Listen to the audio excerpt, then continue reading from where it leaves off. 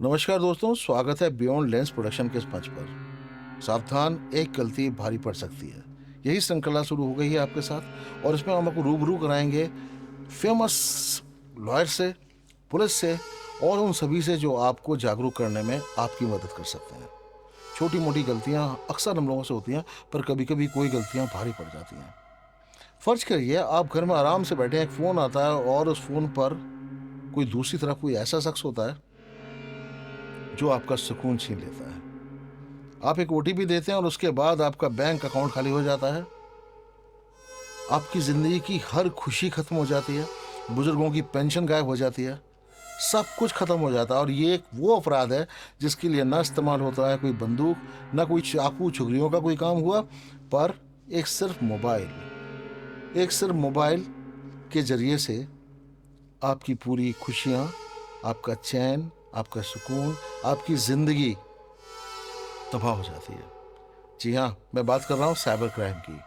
और इसी के चलते मेरे साथ हैं आज मिस्टर अभिषेक मल्होत्रा, जो एक जाने माने लॉयर हैं और उम्र तो इनकी बहुत कम है, फिर भी काफ़ी दिनों से ये साइबर क्राइम के ऊपर वो बहुत अच्छी प्रैक्टिस कर रहे हैं। और इनका नाम दिल्ली हाई कोर्ट में ही नहीं, पूरे इस इलाके में साइबर क्राइम के मास्टर्स के नाम में जाना जाता है। ये वो लोग हैं जो साइबर क्राइम को कंट्रोल करने में दिल्ली पुलिस की और आप जैसे लोगों की मदद करते हैं। मिलवाता हूँ मैं अभिषेक मल्होत्रा जी से। नमस्कार सर, मेरा नाम अभिषेक मल्होत्रा है। मैं एडवोकेट हूँ दिल्ली हाई कोर्ट में। और मैं आज आपके साथ इसलिए जुड़ा हूँ कि एक पब्लिक अवेयरनेस के लिए, कि ताकि आजकल लोगों का जो पैसा लूटा जा रहा है ये अपने साइबर क्रिमिनल्स के साथ, तो लोगों को सतर्क करने के लिए आज हम ये इस मंच पे आए हैं। और हम चाहेंगे कि ज़्यादा से ज़्यादा लोगों को इन्फॉर्मेशन मिल जाए। बहुत अच्छा वकील साहब। तो वकील साहब, सबसे पहले मैं जल्दी चलता हूँ, इससे पहले कोई और बातों का सिलसिला करें। मुझे पहले बताइए, ये साइबर क्राइम का ये जो सिलसिला है अचानक इतना कॉमन कैसे हो गया? सर ये इसलिए हो गया बिकॉज हमारे सारी चीज़ें आजकल डिजिटल ही हो गई है। किसी को पैसा भेजना है वो पेटीएम से आप भेज सकते हैं, किसी और प्लेटफॉर्म के थ्रू भेज सकते हैं। पहले लोगों को क्या होता था, एक दूसरे को पैसे देने के लिए बैंक जाना होता था, पैसे ट्रांसफ़र करने होते थे, फॉर्मूला होता था, पूरा प्रोसीजर होता था। जी। और अगर किसी को और दूसरे देश में पैसा भेजना होता था तो और तरीके होते थे। लेकिन आजकल जो ये डिजिटल ही चीज़ें हो गई है, आजकल बच्चे से बच्चा और बड़े से बड़े के पास मोबाइल फ़ोन है। वो एक सबसे बड़ी गलती है। लेकिन मोबाइल रखना गलती नहीं है, बिकॉज कम्युनिकेशन कैसे होगा। लेकिन जो उसमें हम अपनी बैंक डिटेल्स, आधार, पैन कार्ड, सारी चीज़ें लिंक कर लेते हैं, वो हमारे लिए एक बहुत बड़ी गलत चीज़ है। उसके साथ हम अपने सारी एक्सेस फ़ोन को दे रहे हैं। उसके बाद साइबर क्रिमिनल्स के लिए बहुत एक ऐसी चीज़ हो जाती है, उसको हैक करना और लोगों को डराना, डिजिटल अरेस्ट करना। जो लोगों को पता नहीं चलता, वो लोगों के अंदर एक बहुत ज़्यादा डर पैदा कर देता है। उस टाइम पे इंसान ऐसा होता है, डू और डाई वाली चीज़ हो जाती है ना, इधर कुछ, इधर खाई और इधर खाई। तो इंसान क्या करता है, इन दी एंड साइबर क्रिमिनल के पक्ष में आके उनको पैसा दे बैठता है।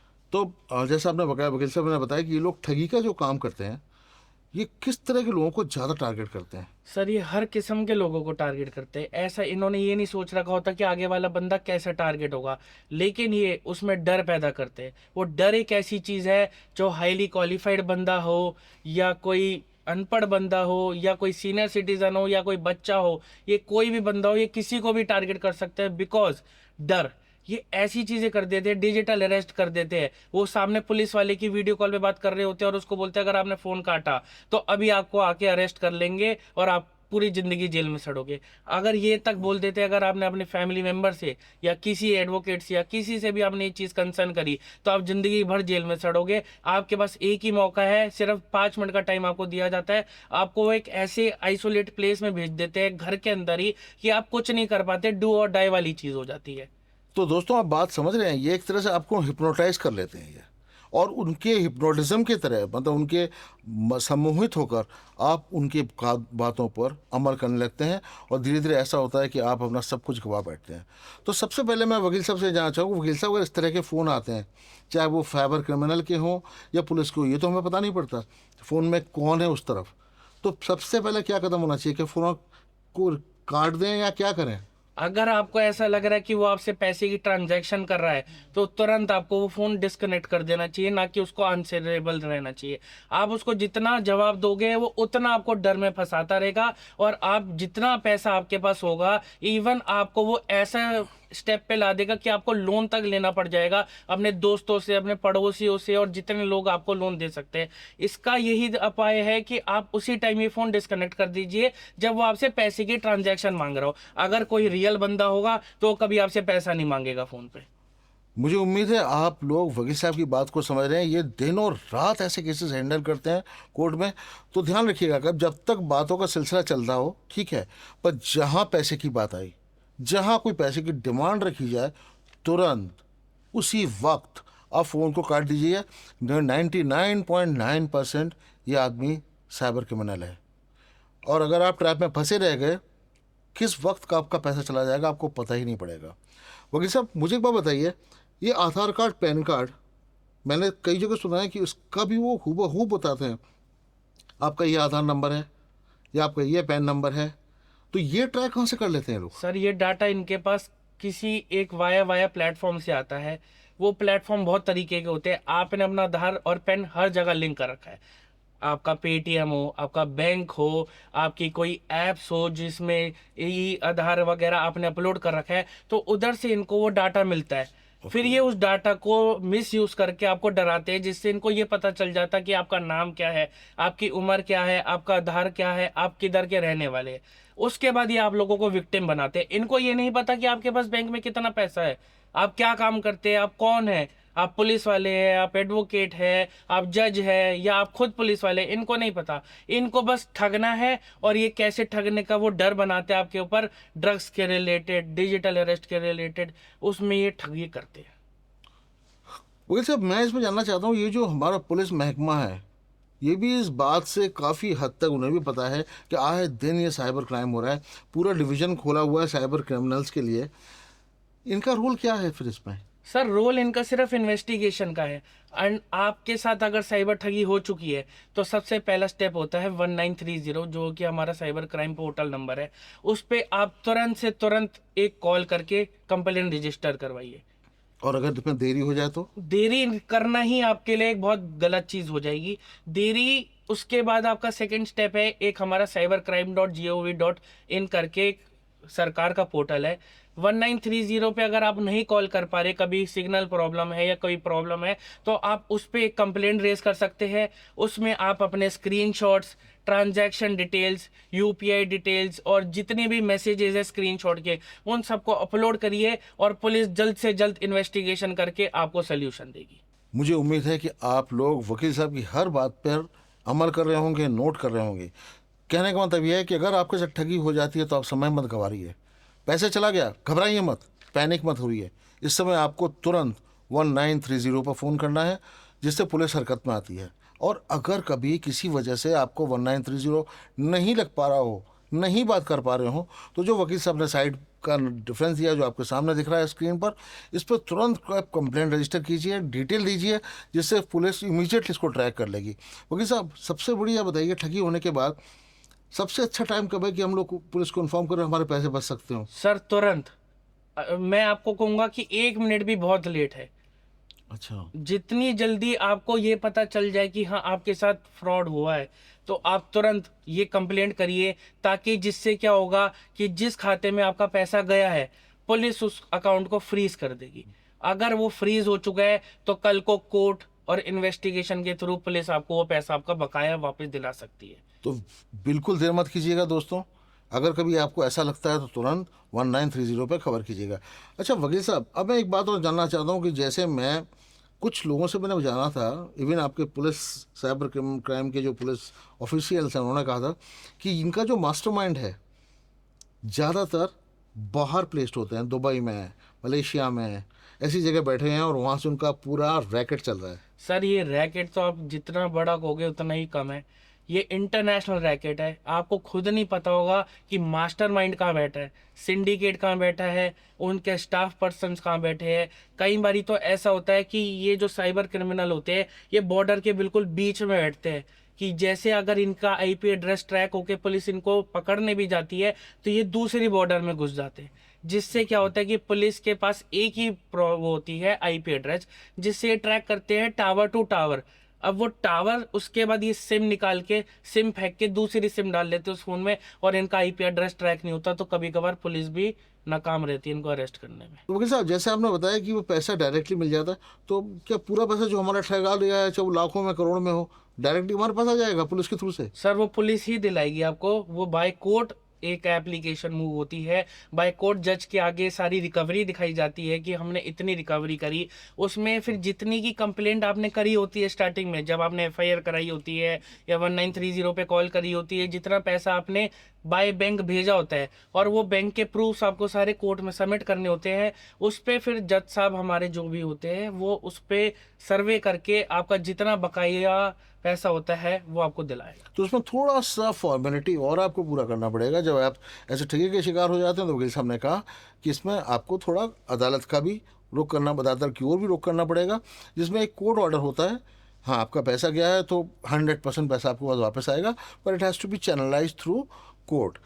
तो वकील साहब, चलो पैसा अगर मान लो मिल भी जाए या नहीं भी मिले, तो क्या पुलिस उनको, क्रिमिनल्स को नहीं पकड़ सकती क्या? पकड़ सकती है सर, बिल्कुल पकड़ सकती है। और आजकल एक ड्रिल चल रही है साइबर क्राइम की, जिसमें पुलिस इतनी एक्टिव हो रखी है कि ऑल ओवर स्टेट से, जैसे कि मैं आपको बताऊं, गुजरात, हैदराबाद, पंजाब, बहुत ऐसी स्टेट्स है, इवन दिल्ली हमारी, ऐसी ऐसी स्टेट्स में जहां जहां ये छुपे हुए हैं वहां वहां जाके इनको अरेस्ट कर रही है और लोगों का पैसा इनको धीरे धीरे वापस दिलवा रही है।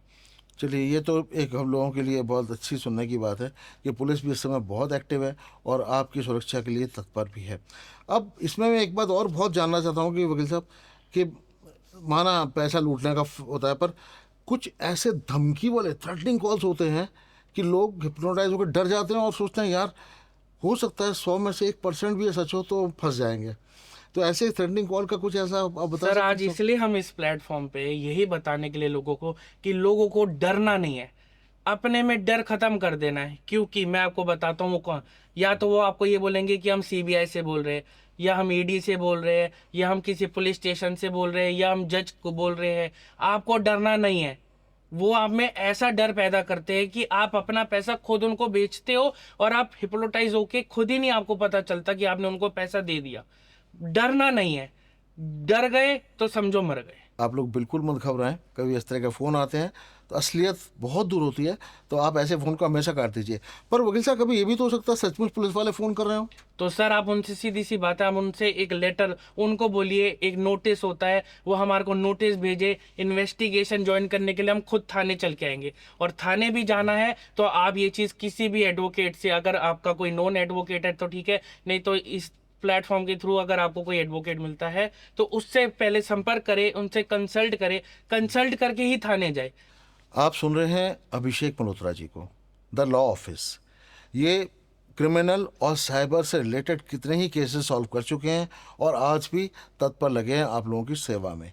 तो अगर आपको कभी ज़रूरत, आपका नंबर फ्लैश हो रहा है अभिषेक मल्होत्रा जी का, ज़रूर कांटेक्ट कीजिएगा और इनसे बात करिए। कभी अगर आप ठगी के शिकार हो गए हो, किसी तरह की आपको अड़चन आ रही है, या कोई किसी तरह का पुलिस सपोर्ट नहीं मिल रहा हो आपको, तो ज़रूर कांटेक्ट कीजिएगा। मैं आपको बड़ी जिम्मेदारी के साथ इस बात को कह रहा हूँ कि अभिषेक मल्होत्रा जी आपका हर संभव मदद करेंगे। वकील साहब, मुझे एक बात बताइए, मैं एक ऐसे शख्स को जानता हूँ जो मेरे बहुत करीब हैं। उन्होंने एक ऐप डाउनलोड किया था, जो गूगल में देख के उन्होंने ऐप मिला था और वो डाउनलोड किया था। उसके बाद उन्होंने सपोर्ट मारने की कोशिश की, पर उसके बाद ये हुआ कि उस ऐप के तरह से पूरा फ़ोन ब्लॉक हो गया और उनके पैसे गायब हो गए, क्योंकि उन्होंने शायद देखा था।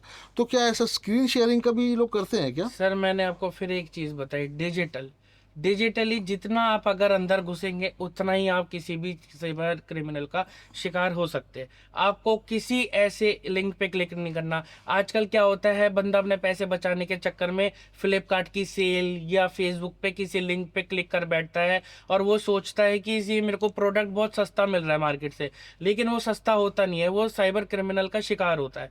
वो क्या करते हैं कि आपके लिए, अगर जैसे वो प्रोडक्ट मार्केट में 2000 रुपीज़ का है, वो उसकी ऐड डाल देंगे 200 की। इंसान कहता है कि मेरे इसमें 1800 बच रहे, लेकिन उसको ये नहीं पता होता कि मेरे इसमें कितने पैसे गवा जाएंगे। आपको उस लिंक को क्लिक ही नहीं करना। आपको ऐसी चीज़ में, किसी चीज़ में क्लिक नहीं करना जिसमें आपको ऐसा लगे कि ये मेरे अगेंस्ट जा सकता। दोस्तों, ये बात वकील साहब ने जो बात कहा, ये मैं भी इसी का सपोर्ट करता हूँ, क्योंकि मैं ही बहुत भोगी हूँ। दुनिया भर के ऐसे ऐड आपको पास मिलते हैं, ऐसे साइट्स आपको मिलती हैं, वो कहते हैं ना कि everything which glitters is not gold. तो दोस्तों यहाँ रखना, खतरा हर पल आपके सामने है। कहीं लालच में फंस के आपने साइट को लिंक कर दिया और फिर कुछ पेमेंट किया, आपका फ़ोन कहीं भी देखा जा रहा है। आपका मोबाइल फ़ोन जो आपकी सुविधा के लिए आपका जानलेवा बन जाता है। ध्यान रहिए, ऐसा कोई ऐप बिल्कुल डाउनलोड मत कीजिएगा जिसको आप जानते ना हो। वकील साहब, अब मुझे थोड़ा पब्लिक को अब ये बताइए कि ऐसा क्या क्या स्टेप है जिससे वो साइबर क्राइम के शिकार से बच सकते हैं। वो 2-3 पॉइंट बता दीजिए, मैं कोशिश करूंगा आप लोग बड़े ध्यान से सुनिए और पॉइंटों को नोट करिए और अपने जहन में बिठा लीजिए। वकील साहब आपको बता रहे हैं कि ऐसे कौन से स्टेप हैं जिनसे आप साइबर क्राइम से बच सकते हैं। पहले तो किसी भी कोई एक ऐसी ऐप को ना यूज़ करें जिनका आपको पता चले कि ये मिसयूज़ हो सकता है। कभी कभार हमारे पास ऐसे लिंक आ जाते हैं घर बैठे बैठे, टेलीग्राम पे टेक्स्ट मैसेज या व्हाट्सएप के थ्रू ये मैसेजेस आते हैं कि जो बंदे अनएम्प्लॉयड होते हैं उनको मोस्टली ज़्यादा इस चीज़ों का शिकार होते हैं कि घर बैठे बैठे पैसा कमाइए, दिन के 2000 से 10,000 कमाइए। अगर आपको वो कमाना है तो नीचे लिंक पे क्लिक करें। आप उस लिंक को क्लिक करते हैं और कभी कभार सीधा सीधा पैसा आपके अकाउंट से चला जाता है। वो चीज़ कभी ना करें। घर बैठे बैठे कोई किसी को पैसे कमा के नहीं देता। आपको घर से बाहर निकलना पड़ता है, पैसे कमाने पड़ते हैं। बड़े लोग, मेरे पास बड़े क्लाइंट्स, बड़ी कंप्लेंट्स ऐसी आती है जो अनएम्प्लॉयड होते हैं, बेचारे घर बैठे होते हैं और वो कहते हैं कि आज हमारे को पैसा कमाना है। तो वो उस लिंक पे क्लिक करते हैं और वो ऐसे चीज़ों में ट्रैप करके आपका सारा पैसा अकाउंट से खा जाते हैं। मुझे उम्मीद है आप लोग बड़े ध्यान से इस प्रोजेक्ट को देख रहे होंगे। मल्होत्रा साहब का नंबर आपके सामने फ्लैश हो रहा है, आप ज़रूर उनसे मिलिए अगर किसी तरीके के शिकार हो गए हो आप तो, और आपको किसी भी तरह की मदद चाहिए तो Abhishek Malhotra is a name what we recommend very very strongly. मिलते हैं अगले एपिसोड में। ध्यान रखिएगा, ज़िंदगी आपकी है, उसको बहुत संभाल के रखिएगा, बच के रहिएगा, क्योंकि आपकी मेहनती कमाई आपके लिए है, ठगों के लिए नहीं।